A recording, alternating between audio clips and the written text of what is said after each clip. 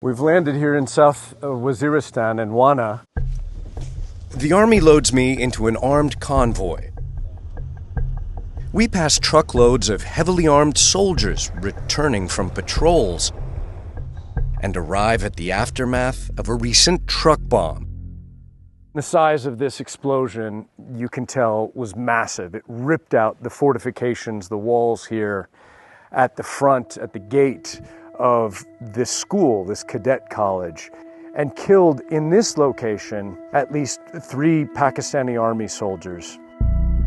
Security camera footage shows the moment the truck bomb detonated.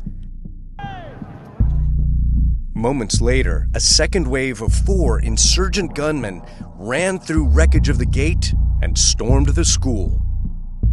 These steps are still splattered with the blood of a school cook and a waiter who were both killed, gunned down in the initial assault.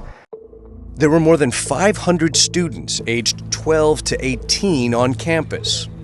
Over the next 24 hours, Pakistani soldiers successfully evacuated all of them. They were attempting to run away after a failed attempt to take hostages. They were killed by the forces right there, in front of this building. Colonel Mohammed Tahir of the Pakistani Special Forces says the attackers were all citizens of Afghanistan. Look closely here. What does it say, Colonel? Yeah, it says property of U.S. government. Yeah. M16. As is this M16, yes, and then this M16 as well. This is particularly creepy.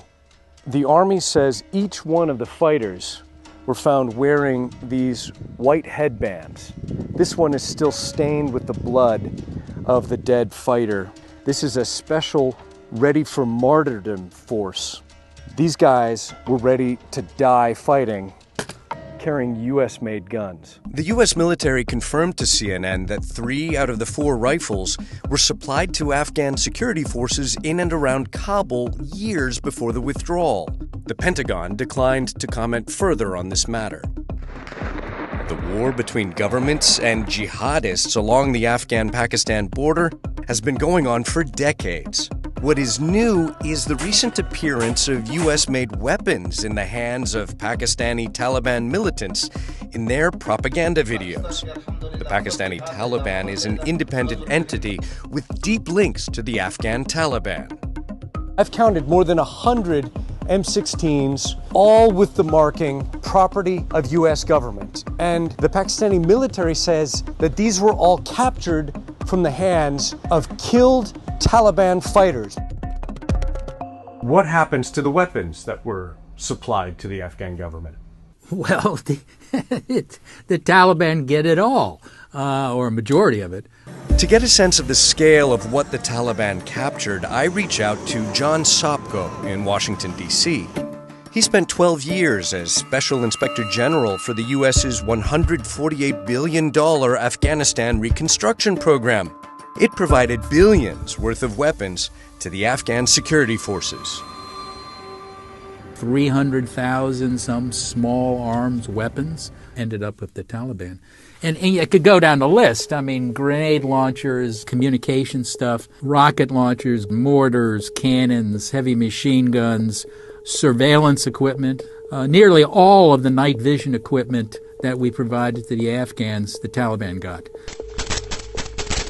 Can militants here in Pakistan get access to any of these weapons? I think these weapons, once they get into this market and they get into the hands of the terrorists, it is not only Pakistan, they can pop up anywhere in this world.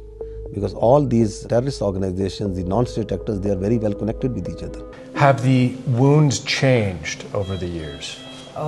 Sir, one can appreciate a changing pattern of wounds. Now we are receiving patients with long ranges, gunshot wounds, sniper hits. Now we have casualties coming in after the sunset hours because of weapons, night vision devices.